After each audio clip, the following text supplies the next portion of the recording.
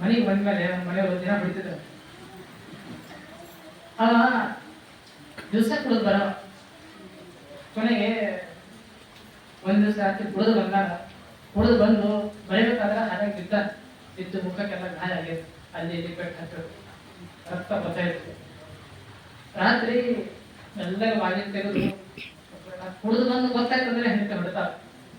ಅದಕ್ಕೆ ನಾನು ಕುಡಿದಿಲ್ಲ ಅಂತ ಗೊತ್ತಾಗ್ಬೇಕಲ್ಲ, ಅದಕ್ಕೆ ಎಲ್ಲೆಲ್ಲಿ ಪೆಟ್ಟು ಹತ್ತಿತ್ತು ಅಲ್ಲಿ ಬ್ಯಾಂಡೇಜ್ ಹಚ್ಕೋಬೇಕು.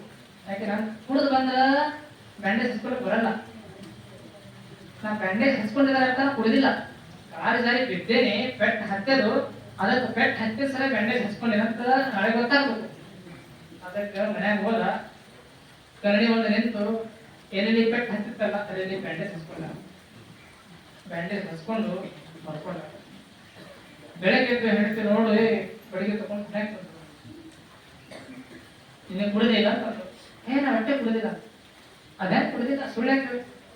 ನಾವು ಅದೇ ಕುಡಿದಿದ್ರೆ ಬ್ಯಾಂಡೇಜ್ ಯಾಕೆ ಹಚ್ಕೊಳ್ತಿದ್ದ? ಕುಡಿದ ಲಕ್ಷದಾಗ ಬ್ಯಾಂಡೇಜ್ ಹಚ್ಕೊಂಡು ಬರ್ತಿದ್ದಿಲ್ಲ. ಕುಡಿದಿಲ್ಲ ಅಂತ ತಿಳ್ಕೊಂಡೆ ಕಾಲು ಜಾರಿ ಬಿದ್ದೇನೆ, ಪೆಟ್ಟು ಹತ್ತದು, ಅದಕ್ಕೆ ಬ್ಯಾಂಡೇಜ್ ಹಚ್ಕೊಂಡಿನಿ.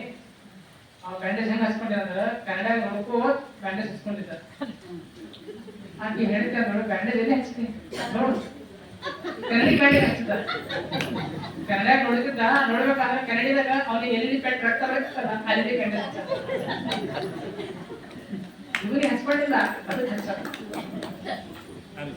ಹಾಗ ಅಂತ ಬಿಡಿಸಕ್ ಹೇಳ್ತಾರೆ.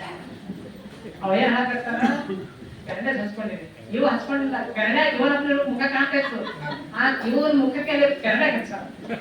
ಅದೇ ಕನ್ನಡ ತಗೊಂಡ್ರೆ ಬ್ಯಾಂಡೇಜ್ ಹಾಗ ತಮಂದ ಗುರಿಯಾಗಲೇ ಆಗಿರ್ಬೋದು. ಜಗನೇ ಮುಖ್ಯ ಉದ್ದೇಶ ತಗೊಂಡು ಹ್ಯಾಂಗ್ ಬಿಡಿಸಕ್ ಸಾಧ್ಯ?